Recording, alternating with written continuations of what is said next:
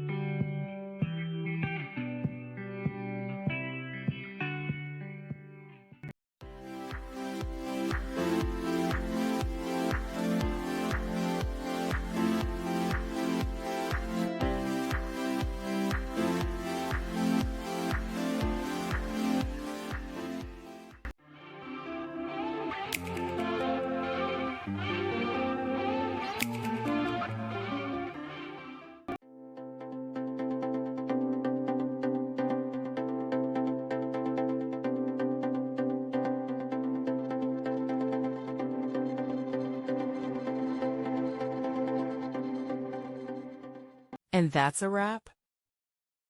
I hope you found the answer you were looking for. If you did, take a second to hit that subscribe button. It really helps out. And let me know in the comments which solution worked best for you. See you next time in the debug zone.